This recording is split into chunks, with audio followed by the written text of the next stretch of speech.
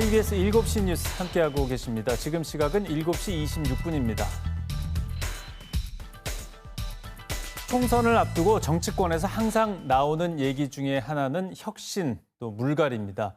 네, 내년 총선을 앞두고 역시 양당에서도 같은 얘기가 많이 나오고 있고 또 실제로 그럴 가능성도 좀 있어 보이는데요. 오늘 정가직설에서 내년 총선 물갈이 공천 가능성에 대해서 얘기를 들어보도록 하겠습니다. 심재범 변호사 그리고 나철성 강원평화경제연구소장 함께하겠습니다. 두 분 어서 오십시오. 안녕하십니까? 네.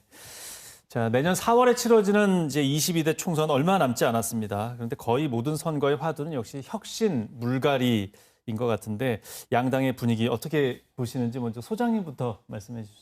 지난 강서구 보궐선거하고 이재명 대표의 불구속 법원의 그 결정 이후에 새롭게 정치 지형이 상당히 좀 많이 바뀌고 있는 것 같습니다. 이게 총선에도 영향을 많이 미칠 걸로 보이는데요.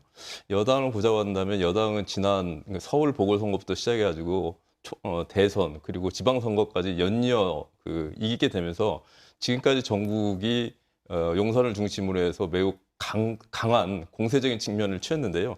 이 두 사건 이후에부터는 현재 수세적인 몰리고 있다라고 하는 표현이 좀 맞을 것 같습니다. 그렇게 되면서 인요한 비대위가 출범을 했던 부분들이 이제 보여지고 있고 최근에 와서는 이 아젠다 같은 경우에도 이제 김포시 서울 편입으로 하면서 정책 민생이라고 하는 커다란 이슈를 선점하려고 하고 있는데요. 대신에 그러면 사람이 바뀌느냐 보면 그건 아닌 것 같습니다. 왜 그러냐고 한다면은 오늘 인재영입위원장에 이철규 위원장을 선임을 했거든요. 이철규 위원장 같은 경우는 오히려 전 행정과 관련 당정과 관련해서 책임져야 될 부분들인데 영입하는 것들을 다시 인전을 하는 것들을 봤을 때 얼마만큼 바뀔까라고 하는 그러한 의구심이 좀 들고 있는데요. 야당 같은 경우는 오히려 좀 더 느슨한 거 아니냐라고 하는 그러한 판단도 드는데 그 이유는 뭐냐고 한다면 연이어 강서구하고 이재명 대표 그 결정 이후에 이전까지만 하더라도 많은 가령 586 용태론을했지 호남 의원들에 있어서의 물갈이론이 나왔지만은 이러한 것들이 쑥 사라지게 되면서 오히려 여당 같은 경우에는 영남 후보들 물갈이론이 나오고 있는데 호남 같은 경우에 민주당 같은 경우에 이런 것들이 싹 사라졌거든요. 오히려 반 이재명계라고 하는 이 세력들을 이번 기회에 물갈이하는 거 아니냐라고 하는 예측들이 나오기 때문에 현재 상황 속에서는 이 두 개의 부분들이 충돌되고 있다 이렇게 좀 말씀드리고 싶습니다. 예, 이번 총선에서는 큰 변화가 있을 것 같지는 않다. 변호사님 어떻게 보십니까? 지금 뭐 말씀하셨듯이 강서구청장 그 보궐선거 이후에 뭐 여당은 상당히 위기감과 분주함이 지금 있는 상태고 민주당은 뭐 다소의 안도감 그리고 여기에 더해서 12월이나 내년 1월로 예정될 것으로 보여지는 뭐 정계 개편 시나리오에 따른 뭐 각 당의 그 어수선함 이게 더해진 지금 분위기라고 보여집니다. 사실 강서구청장 보궐선거가 상당히 중요한 의미가 있었는데 단일 선거 구청장 선거였지만 사실 전국적인 관심이 있었고 투표율 자체도 상당히 높았습니다.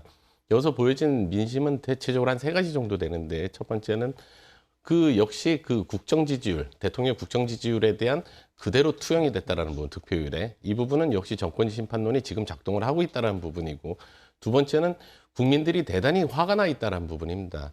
사실 단일 선거인데도 불구하고 실질적으로 지난해 동시지방선거 투표율과 거의 3% 정도밖에 차이가 나지 않았었습니다. 그렇다 본다면 민심을 통해서 뭔가를 보여주고 싶다라는 투표를 통해서 보여주고 싶다라는 게 표출이 되었다는 부분이고 세 번째는 이전 선거들에서는 다른 당을 찍었지만 이번에는 민주당을 찍고 중도층이 상당히 가변적이고 결정적인 역할을 한다라는 부분입니다. 따라서 어느 쪽으로 화살이 갈 수도 언제든지 바뀔 수 있다라는 부분을 보여주고 있는 부분입니다. 그런데도 불구하고 사실 이 부분에 대해서 각 양당은 좀 대응을 해야 될 텐데 상당히 뭐 여당 같은 경우는 위기감을 갖고 적극적인 어떤 변화를 취해야 되는데 다소 좀 안일한 게 아닌가 싶은 생각도 들고요.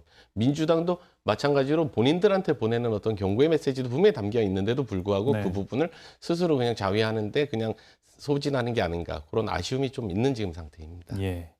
지난 총선 결과들을 봤을 때 아무래도 그 현역 의원이 교체됐던 정당들이 기존보다 의석을 좀 더 가져가는 경우가 꽤 많았습니다. 그렇기 때문에 각 정당들도 계속 고민할 것 같은데 이런 분위기를 봤을 때 그 변호사님께서는 얼마나 물갈이를 해야 될까 여기에 대해서는 어떻게 분석을 하십니까? 결국 21대 지난 총선 같은 경우 보면 상당히 그때 그 당시에 박근혜 전 대통령의 어떤 탄핵 여파로 미래통합당이죠, 당시에. 그 상당히 지금 궁지에 몰렸던 상황이었습니다.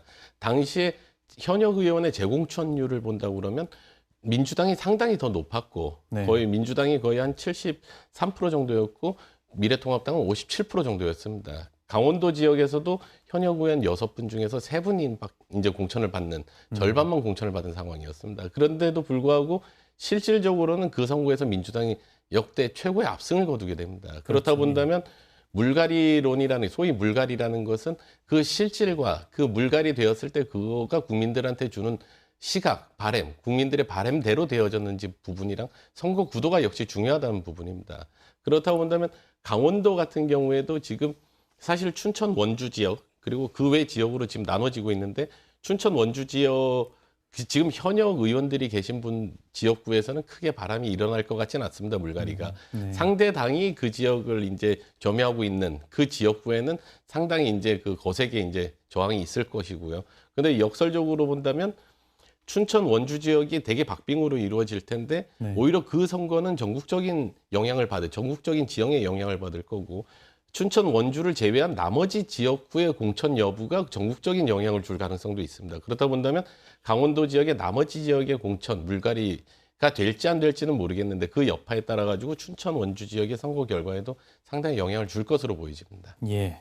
소장님께서도 사실 의견이 좀 비슷하시죠? 네, 그런데 그 지난 그 강원도 21대 총선을 본다고 한다면 전국적 상황과는 다르게 강원도에서는 현 여당이 국민의힘이 대가 5명이 당선이 되는 이러한 네. 결과를 나왔거든요.